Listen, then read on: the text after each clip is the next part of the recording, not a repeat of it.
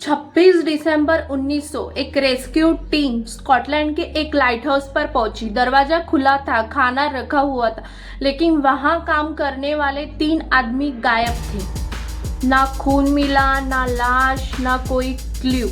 आखिर उस रात लाइट हाउस में ऐसा क्या हुआ था कि 3 लोग हवा में गायब हो गए?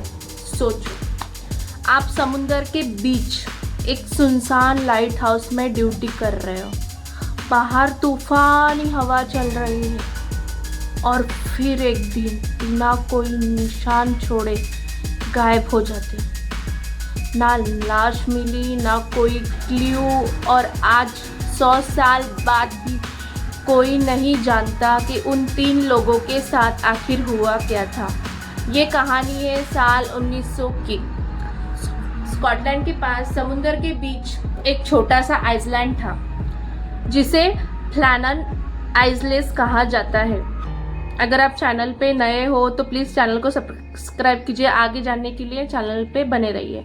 वहाँ एक लाइट हाउस बना हुआ था जिसका काम था जहाज़ों को रास्ते दिखाना। उस लाइट हाउस में 3 कीपर्स काम करते थे। उनके नाम द जेम्स डुकैट, थॉमस मार्शल और डोनाल्ड एमसी आर्थर। सब कुछ नॉर्मल चल रहा था, लेकिन दिसंबर 1900 में कुछ ऐसा हुआ जिसने पूरी दुनिया को हिला दिया। 15 दिसंबर को एक जहाज उस एरिया से गुजरा। कैप्टन ने देखा कि लाइट हाउस की लाइट बंद थी। ये बहुत अजीब बात थी क्योंकि लाइट हाउस की लाइट कभी बंद नहीं होती। आप तो जानते हो, बचपन से सुने हो लाइट हाउस के बारे में। उसमें लाइट ऐसा चमकता रहता है, उसमें मतलब लाइट कभी बंद नहीं था। पर उस टाइम में लाइट हाउस में लाइट बंद था, लेकिन मौसम खराब होने की वजह से कोई तुरंत चेक करने नहीं जा सका। 26 दिसंबर को रिलीफ शिप आइसलैंड पर पहुंची, लेकिन जैसे ही लोग वहां उतरे उन्हें कुछ अजीब महसूस हुआ। कोई उनका स्वागत करने नहीं आया। आम तौर पर लाइट हाउस कीपर शिप देखते ही बाहर आ जाते थे, पर इस बार पूरा आइसलैंड खामोश था।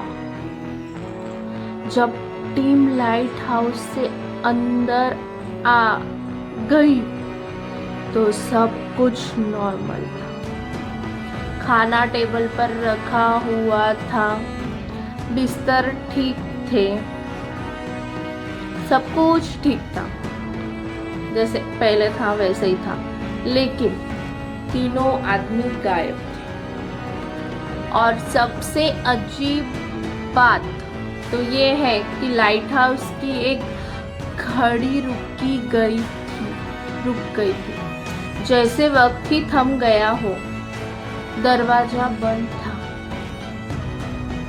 कहीं भी लड़ाई या स्ट्रगल के निशान नहीं थे। आगे और भी इंटरेस्टिंग है, जानने के लिए वीडियो में बने रहिए कि क्या हुआ था। अगर चैनल पे नए हो तो प्लीज़ सब्सक्राइब कीजिए, शेयर कीजिए, ताकि ऐसी इंफॉर्मेटिव वीडियो आप तक पहुंच सके और आगे लोगों तक भी पहुंच सके। तो प्लीज़ लाइक, सब्सक्राइब, शेयर ज़रूर कीजिए। ऐसा लग रहा था जैसे तीनों आदमी अचानक उठकर बाहर गए और फिर कभी वापस नहीं आए। इन्वेस्टिगेशन शुरू हो गई थी। इस लाइन के वेस्टर्न साइड पर कुछ नुकसान मिला। रस्सी टूट चुकी थी। एक बड़ा मेटल बॉक्स अपनी जगह से हिला हुआ था और चट्टान पर तूफान के निशान थे। लेकिन मिस्ट्री और गहरी हो गई जब लाइट हाउस की लॉग बुक देखी गई। उसमें लिखा था कि तूफान बहुत खतरनाक था। एक कीपर ने लिखा था कि डोनाल्ड एमसी आर्थर रो रहा था। ये सुनने में नॉर्मल लग रहा है और नॉर्मल लग सकता है, लेकिन डोनाल्ड एक सख्त और एक्सपीरियंस आदमी था। उसके रोने की बात इन्वेस्टिगेटर्स को अजीब लगी। फिर एक और एंट्री मिली।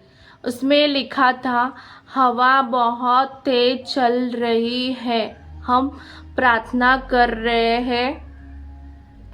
और फिर आखिरी एंट्री क्या होगी जानने के लिए वीडियो के एंड तक बने रहिए, और नए हो तो चैनल को सब्सक्राइब जरूर कीजिए। तूफान खत्म हो गया, भगवान सबके ऊपर दया करे। उसके बाद लॉग बुक में कभी कुछ नहीं लिखा गया और तीनों आदमी हमेशा के लिए गायब हो गए। किसी को पता नहीं चला कि वो गए तो गए कहाँ। ये एक राज ही रह गया है। आज तक किसी को पता नहीं चल गया कि वो गए तो गए कहाँ। तो आखिर हुआ क्या था उनके साथ। कुछ लोग मानते हैं कि एक बहुत बड़ी समुद्र लहर आई और तीनों को बहा कर ले गई। कुछ लोग कहते हैं कि किसी ने उनका मर्डर किया होगा, उनको मार दिया होगा किसी ने। कुछ लोग तो ये भी मानते हैं कि आइसलैंड पर कोई पैरानॉर्मल ताकत मौजूद थी। आपको क्या लगता है कि वहाँ पे पैरानॉर्मल ताकत मौजूद होंगी? लेकिन सच क्या है ये आज तक कोई नहीं जानता।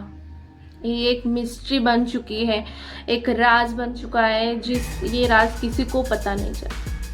ना कभी बॉडीज मिली, ना कोई फाइनल प्रूफ मिला, और इसीलिए planet Iceland light house mystery आज भी दुनिया की सबसे डरावनी अनसॉल्व्ड मिस्ट्री में से एक मानी जाती है। ये एक मिस्ट्री है जो कोई सॉल्व नहीं कर पाया आज तक। अगर आप उस लाइट हाउस में उस रात होते तो आपको क्या लगता है? एक्सीडेंट, मर्डर या कुछ और?